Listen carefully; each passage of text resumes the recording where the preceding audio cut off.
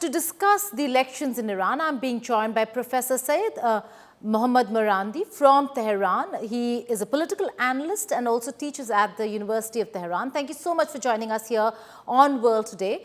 Professor Marandi, let's begin with the voter turnout. A record low, does that really translate into a reflect on the disgruntlement or discontent of the people when it comes to the election, or particularly the government? What would you attribute the reasons for this low turnout? Well, the turnout this time round for the parliamentary elections was roughly the same as what it was 4 years ago. So there hasn't been any major change. And in fact, it is above the average of US congressional elections, except for the last two where we had the Trump effect. So I don't think it's anything extraordinary. But of course, there is a degree of voter apathy because of the economic situation that we've had over the last decade. The United States targeted the Iranian people with maximum pressure sanctions. And while the economy is now growing between 6 and 7%, but ordinary people still don't feel the change. So we'll have to see if over the coming months and a year or two, whether the situation gets better for ordinary people or not. But I think for the time being, as the Americans would say, it's really the economy more than anything else. How much do you think the other countries that have actually come out in support of Iran, whether if it's China, Russia, or for that matter even engaging India, has really helped Iran ease the sanctions and the impact of the sanctions?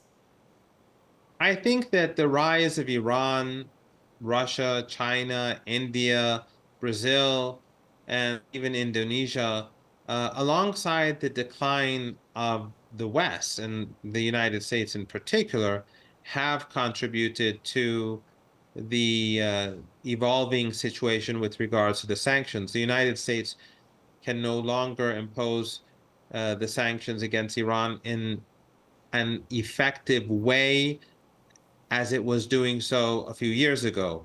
So Iran's trade relations with neighboring countries and with major powers has increased, whereas the United States has much more difficulties to face, whether it's in Ukraine or in Palestine or in East Asia than before. So it can't really focus on Iran as in the past, and Iran is much stronger anyway.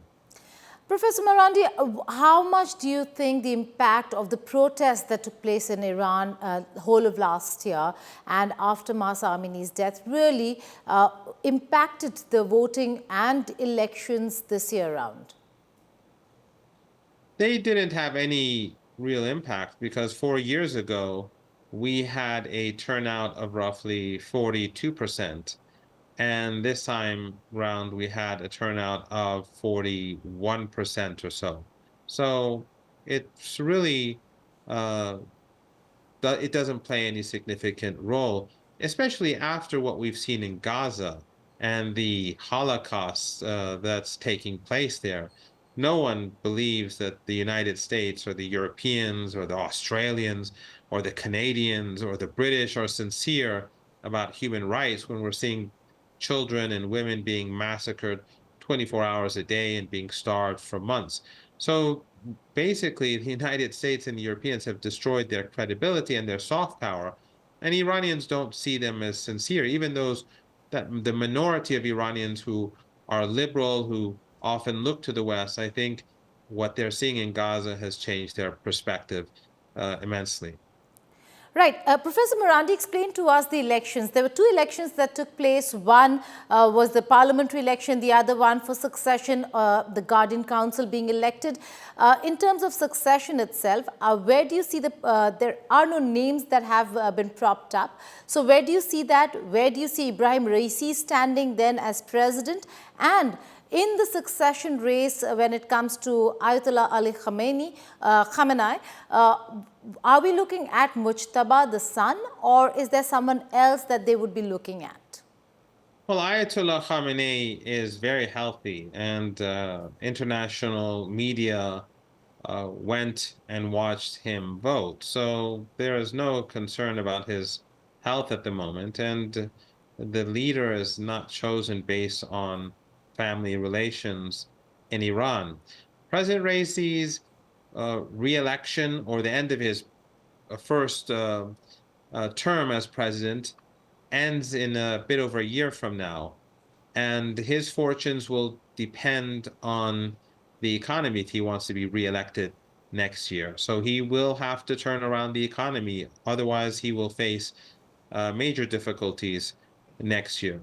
With regards to the parliamentary elections that we just had, it's difficult to say. The conservatives or the principalists, they have the majority, but there are many independents. There are some reformists, and these principalists, as they call themselves, they are deeply divided. So it is somewhat fragmented. And then we have the runoff elections in a few weeks' time. We'll have to wait and see who's really won the parliamentary elections. And we'll have to wait for a couple of months to see how that played out. So the naming of the leadership in these parliamentary elections is still not clear, and we will still have to wait a bit. But President Raisi firm right now, but will have to prove in the coming days, because we've seen reports that have come in from Iran, and most of them have spoken of the economic difficulties that people are feeling. Is that what the administration, the government, and the clerics are also feeling in Iran? Well, the government, they're not clerics. The government are almost overwhelmingly academics or engineers or physicians, or they've studied at ordinary universities. And the same is true for parliamentarians. But yes, that is the number one concern for Iranians. As I said, we've had a very difficult decade because of the maximum pressure sanctions imposed by the United States. That is beginning to crumble, the effect of those sanctions. We're seeing it crumble actually quite rapidly. And we do see a high growth in Iran at the moment. But that growth hasn't yet been translated into better living standards for ordinary Iranians. And Mr. Raisi is he doesn't have all that much time until the re-election campaign if he wants to become re-elected, and he will have to make people feel the benefits of economic growth within the next 14, 15 months. Otherwise, he may not get re-elected. And finally, before I let you go, Professor Marandi, the fact that you just spoke about the Israel-Hamas war and the situation, the security situation in the entire region, including the Persian Gulf, how do you see the administration look at the conflict and the support that it extends to not just Palestinians, but all those who are supporting the fight against Israel in Gaza? Well, I think across the world now, people are turning against this genocidal regime. Even in the United States, we see public opinion shifting, and in Europe even more so.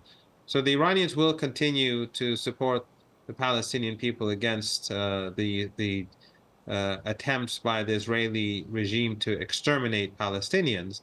The regime will fail. And ultimately, the regime is showing its lack of moral legitimacy to the international community. And in future, it will suffer the consequences as a result.